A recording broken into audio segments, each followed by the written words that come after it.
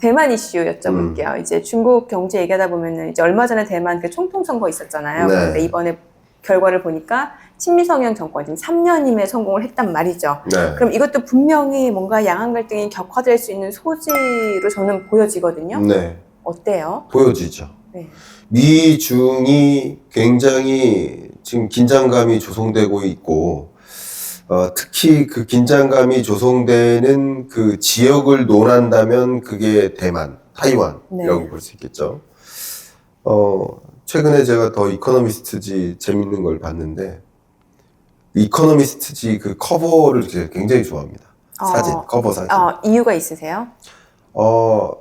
굉장히 재밌게 인상적으로 뭔가를 표현해요. 그 커버에 한 번은 그 타겟이라는 단어가 크게 써 있어요. 타겟. 그 전투기예요. 네. 전투기가 어디를 타겟으로 하느냐? 타이완. 그 또 하나는 이 총구처럼 이제 레이더망. 네. 레이더망에 타이완의 지도가 있고 이쪽에 중국 그 함대, 미국 함대가 있어요. 네. 그러니까 지금 이 세계적으로 긴장감이 조성되는 그 지역이 대만이에요. 대만이다라는 것을 말씀드리고요. 최근 1월 달에 월드뱅크의 경제전망 보고서에도 담겼던 표현, 그리고 다보스 포럼에서도 담겼던 표현, 근래 국제기구들이 종종 사용하고 있는 24년의 어떤 지정학적 경제 트렌드로서 꼽는 그 단어 하나가 지경학적 분절화예요. 좀 어려운 표현. 지경학적 분절화. 네, 지경학. 네. 지경학은 이제 지정학과 경제학을 포함한 거고, 그러니까 지정경제학적으로 네. 세계 경제가 분절화되고 있다. 그러니까 글로벌라이제이션의 반대말인 거죠. 맞아요. 예전에 뭐 지구촌 이런 얘기 지구촌이라는 말의 지금은 반대. 아니. 하나의 지구가 아니라 네. 파편화되고 있다. 프래그멘테이션이라는 표현을 썼어요. 이게 지금 세계 경제를 보여주는 모습인데, 그만큼 지정학적으로 지금 긴장감이 조성되는 국면이고, 전쟁도 여기저기 안 끝난 채 계속되고 있어요. 근데 여기에 타이완 해협을 놓고 굉장한 긴장감이 조성되고 있는데, 네. 당연히 시진핑 입장에서는 뭔가의 성과를 내고 싶은데 그게 하나의 중국이죠. 그러네요. 하나의 중국이고, 근데 미국 입장에선 더더군다나 올해 11월에 네. 대선이 있기 때문에 이 트럼프든 바이든이든 네. 이 미국이라는 나라는 표면적으로는 당연히 하나의 중국임을 존중해준다라는 메시지를 계속 줘요. 그러나 이들의 마음속에는 그렇지 않아. 왜냐하면 미국 국민들이 어떤 생각을 갖고 있으니까 하나의 중국을 원하지 않아요. 그러니까 미국은 외교법적으로 네. 중국의 어떤 하나의 중국을 인정해주는 그런 제스처를 취하고 있지만, 그러나 이 국민들의 마음은 이 공산주의가 자유민주주의를 하나로 데려가는 걸 원치 않아요. 그렇죠. 첫 번째. 네.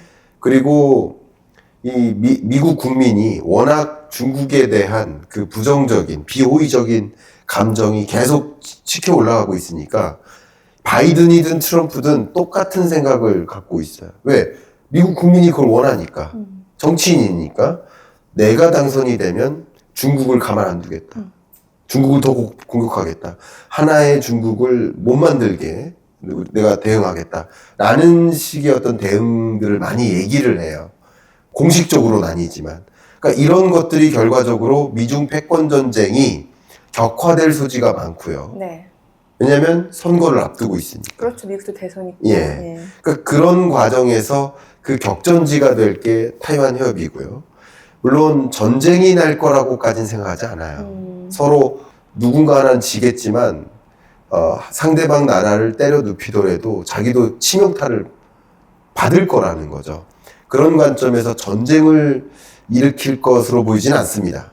그러나 전쟁은 아니더라도 네. 그 타이완 해협을 봉쇄시킨다든가, 그렇게 되면 어떤 파장을 예상해 볼 수 있는 거예요? 이 직간접적으로 봤을 때 세계 물동량의 약 한 50% 정도를 타이완 해협이 지나요.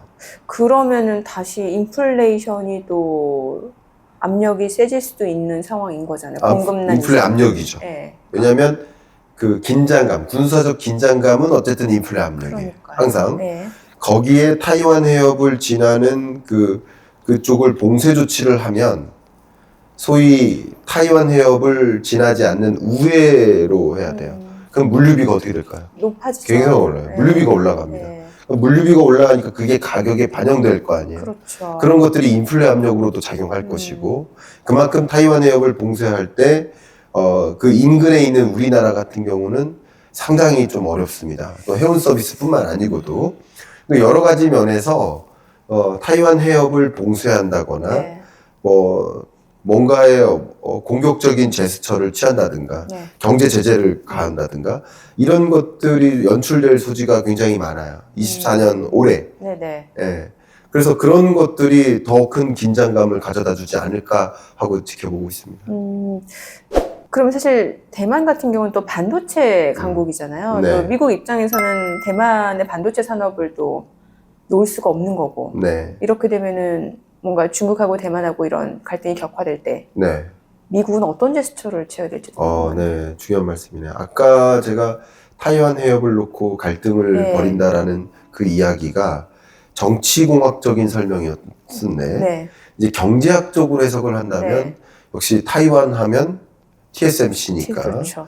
그런 관점에서 더군다나 이 반도체가 얼마나 중요한 비즈니스인지를 알고 있고, 더군다나 AI 서비스를 확대해 나가죠, 빅테크 네, 네. 기업들이. 그렇죠. AI 서비스를 공급하려면 AI 반도체가 필요해요. 그래서 중국에서는 자국에서 그 생성용 네. 생성용 AI 반도체 칩 자국에서 개발하려고 좀 박차를 가하는데 그렇죠. 아직은 좀 수준이 좀 아직은 낮죠. 네, 낮긴 합니다만 굉장히 의미 있는 네. 신호긴 하잖아요. 뭐 당장 오픈 AI 같은 경우도 TSMC하고의 협약을 통해서만 자체적으로 이 AI 반도체 개발을 할 수 있고, 그렇죠. 또 역시 우리나라 삼성전자, SK 하이닉스가 이 AI 반도체가 구동하기 위해서 절대적으로 필요한 메모리 반도체죠. 네. 고대역폭 메모리, HBM. HBM. 그러니까 이게 우리나라가 세계 시장에서 약 한 95% 가까이 차지합니다. 메모리 쪽에서는 아무래도 점유율이 예. 높죠. 더군다나 HBM에서는. 예.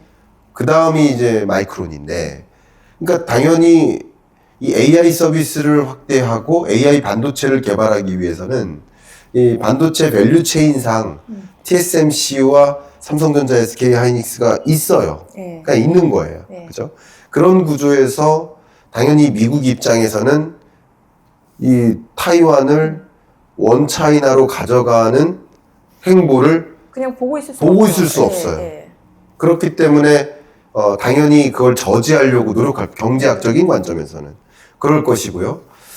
대신 그랬을 때 중국이 뭔가 경제 제재를 가하거나 할 수 있거든요. 네. 그러면 TSMC가 예를 들어서 중국에 어떤 반도체를 공급하지 못하도록 미국이 경제 제재를 가한다든가 어떤 방식의 그런 보복 조치들이 있을 수 있어요. 네. 그러면 중국 입장에서는 뭐를 또 요구할까? TSMC를 대체할 반도체 공급업체들이 필요하겠죠. 그렇죠. 대표적으로 삼성전자, SK 하이닉스한테 너네가 공급해. 그럼 만약에 그러니까 이거는 지정학적인 논의는 계속 상상이에요. 시나리오를 그려보는 거예요. 이런저런 시뮬레이션 이게 그렇게 될 거다라는 말씀이 아니라 그런 시나리오들이 가능하다라는 걸 말씀드린 거예요. 그럼 그렇게 했을 때 얼마 전에도 있었지만 미국이 뭐라고 할까요? 중국 지원하지 마. TSMC를 대체해 주지 마. 라고 압력을 가할 거예요. 그렇죠. 그러니까 그런 것들이 삼성전자, SK 하이닉스 입장에서는 그냥 지정학적인 이슈를 생각하지 않으면 기회적인 측면도 있지만 지정학적인 입장을 고려하면 셈법이 복잡하겠네요. 굉장히 복잡합니다. 그래서 이들 기업들도 그런 국제 정세의 흐름에 대해서 굉장히 많이 듣고 저도 이제 그들 기업들 강의를 가지만 그런 시나리오를 구축하기 위해 노력합니다. 이런 시나리오, 이런 시나리오, 이런 시나리오. 거기 각각의 대응을. 그렇죠. 그때 어떻게 대응할지. 그러니까 이 시나리오를 그리고 그때 어떻게 대응할지를 생각하지 않으면 그러면 대응할 수가 없어요. 그러니까 제가 지금 여러 이제 경제 말고 지정학적인 관점에서는 여러 시나리오들을 가능한 범위 내에서 말씀드려보는 거예요. 네. 그런 시나리오들이 하나의 플랜 A, 플랜 B가 될 수 있으니까 그런 일들이 충분히 벌어질 수 있는 거라고 저는 생각합니다. 오늘 그래도 중국 경제, 미중 패권 전쟁, 또 대만 이슈까지 다양하게 짚어봤는데 또 다음에 저희 또 궁금한 거 있으면 네. 언제든지 나와주세요. 네. 뭐 노예 부탁드릴게요. 계약하셨나요? 노예가 됐네. 네. 약간 종신계약? 그런 느낌? 네. 꼭 나와주세요. 노력하겠습니다. 네, 네. 오늘 고맙습니다. 감사합니다. 우리 누군지도 모르실 텐데. 바쁘세요? 아. 목소리 이렇게 깔고 그러세요? 멋있게. 누구 목소리 잠깐 들어보세요. 이광수 대표님, 저희 유튜브 좀 나와주세요. 아니야, 내 목소리 별로야. 근데 다시. 우리 앵커님은 알긴 알겠다. 어떻게? 방송에 본 적 있지 않으세요? 이광수 대표님? 네. 나는 실제로 본 적은 없어. 실제로 본 적 없어요. 예. 인사. 이래. 잠깐만, 앵커님이 출연, 인사할 출연. 겁니다. 안녕하세요. 나와주실 거죠? 막무가내. 그럼요. 아, 진짜? 이거 스피, 아, 이거 영상 올릴 다시 거야? 한번 나와주실 거죠? 그럼요. 어디 지금 녹음됐어요, 네, 이거. 유튜브. 네. 유튜브예요. 예, 출연료 없어요.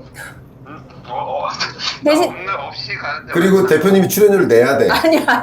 그건, 네. 그건 아니고 저희가 뭐 식사든 커피든 사드릴 수 있어요. 네. 신경 쓰지 마십시오. 그러니까 출연하시는 거죠.